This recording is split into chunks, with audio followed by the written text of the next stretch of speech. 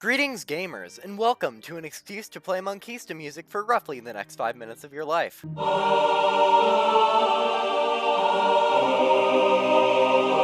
Today we're going to be talking about the scrapped content of Monquista, the second world in Pirate 101. During our pirate's visit to Monquista, we only do a total of 5 dungeons and 1 ship quest across the entirety of the world. Needless to say, we don't get that big of a glimpse into the society of it whatsoever. Sure, it is mentioned in future quests, and we do help Cortez gain Monquistan independence from the crown, but overall, we really don't get to see much of the world.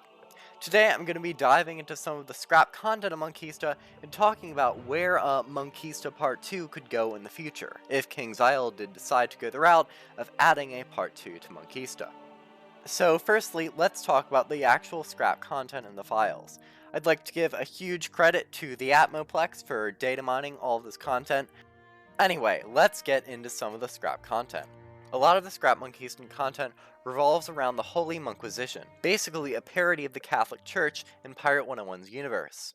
You can see models here like this Monquistador Bishop, the 2 versions of the Monkey Poobah, a term that is in itself a parody of church hierarchy, and also the regally dressed Monquistan Ambassador, who was meant for the original version of Pirate 101's Book 15, which is an entirely different topic, but he's still Monquistan, so I thought it was worth mentioning. This is a quick edit in post that I forgot to include here. Don Quixote, or Don Quixote, also has combat animations and walking animations in the files. He's basically a functioning NPC or companion. This doesn't really tie into my Monquistan church theory, but I thought I'd include it because it's some cool scrap content. But anyway, on to the rest of the video. All of these models center around the church in Monquista, so it can be reasonably assumed that if Pirate is planning anything for the future of Monquista, we would probably be picking back up on one of the church's storylines. So that begs the question, of course, what could the future of a Monquista Part 2 be? Well, there's actually a good bit of basis for this in the side quest of Pirate 101. Before we continue, did you know that only 5% of my watch time comes from subscribers? How is that even possible? Please subscribe! See, a side quest given by Brother Carlos in Puerto Rico details the great divide in the Monquistan Church, between 2 main factions, the Holy Monquisition, as mentioned earlier, and the Order of Saint Simeon. The divide comes from the question, which came first, the banana or the banana tree? Tradition and the Holy Monquisition hold that the tree came first, drawing from the original sacred scrolls, which Monquistan religion is based upon.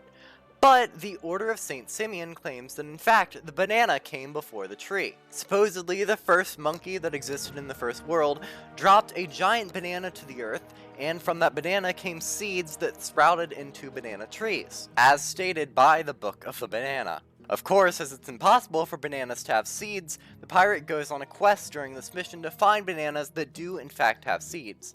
The questline ends with a mission to the Dark Jungle, where bananas are discovered which do in fact have seeds, before it is revealed at the council meeting that these bananas are in fact plantains. And thus the questline ends, all the members present of the Order of Saint Simeon are exiled, and the pirate is exonerated of any guilt over their families being divided. Of course, this questline parodies the various divides that happened over early Christian church history, from what books and writings should or should not be included in the Bible, to whether or not the Son is the Father or the Son comes from the Father, and the concept of the Trinity. Seeing as Pirate 101 likes to base a lot of its lore on real-life events, and seeing as the Christian church has such a rich history in the real world, there's definitely a lot of potential for future stories in a hypothetical Monquista Part 2.